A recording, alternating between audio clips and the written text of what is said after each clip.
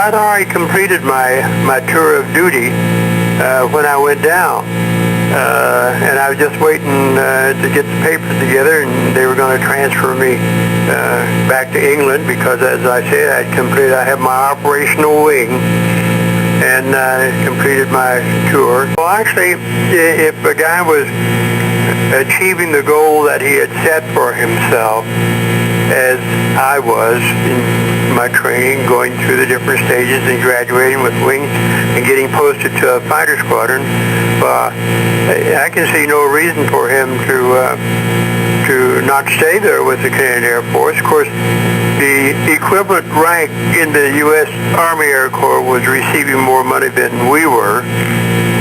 I think a pilot officer got about $180 a month, and whereas the American second lieutenant got about $250 a month.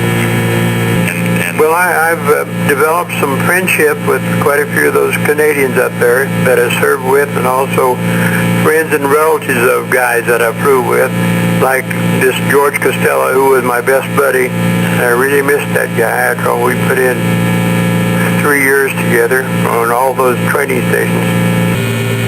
What were you flying when you were chasing the 262? Spit 9, Spit 9B. Oh, I see. Mm-hmm. Prior to that time, I had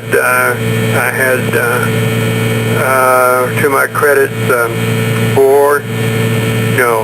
to my credit 2 airplanes, NIMI 109 and a FW-190, and then we were flying cover up over the bridges at Arnhem and New Megan, and a couple of reconnaissance 262s came in to our area, and we were alerted to that, and I spotted them coming around and took off with my four plane flight to intercept them, and I was able to get in a position so that when they passed over their target, which was the bridge at New Megan, when they came around, well,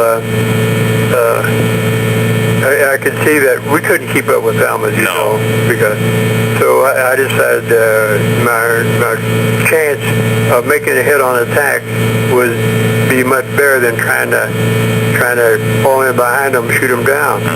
So I could see the way they were coming over their target, so I adjusted myself along with my number 2 man, and as they came around, I opened fire on them with all my guns, my 20 millimeters plus my 450 calibers, and just held it on there. But I neglected to think, well, now that he's turning to his left, and I was zeroed in on the fuselage, and as a result, I got strikes on his starboard wing about the roots, a couple of them, because it was picked up on the camera. And so once he had been hit, he decided he better get the hell out of there. So he took off and departed and headed back to Germany. And I was unhappy because I didn't do a better job. And so I stationed myself between him and the bridge there at Arnhem and New Megan, and he flew to the north, and he flew out to the west, and it was in the afternoon, and he was up sun from me now. So and here he came in on his own, this one guy. I guess he's keen on getting the pictures of whatever he's going to do. So he came whipping in toward me, and I said, well, I couldn't get on his tail the first time, so I'm going to see if I can do it this time. So he was in at about 6,000 feet, and I came in at about 10,000 feet. So when he got in at what I figured a good position, I half rolled and went down in a dive and pulled out of my dive at about 6,000 feet. And he was out in front of me, but he's out there about 1,500 yards or 2,000 yards. And I just wasn't close enough, so I pulled up the nose a little bit and lobbed some shells at him. Nothing happened. But what was spectacular spectacular was the fact I didn't know there were so many Allied aircraft in that same area doing what I was doing. There was P-38s and there was Typhoons and Tempests, and all of us trying to get in on his tail and shoot that son of a gun down. But he just flew over there so nicely and smooth at about 400 to 450 miles an hour.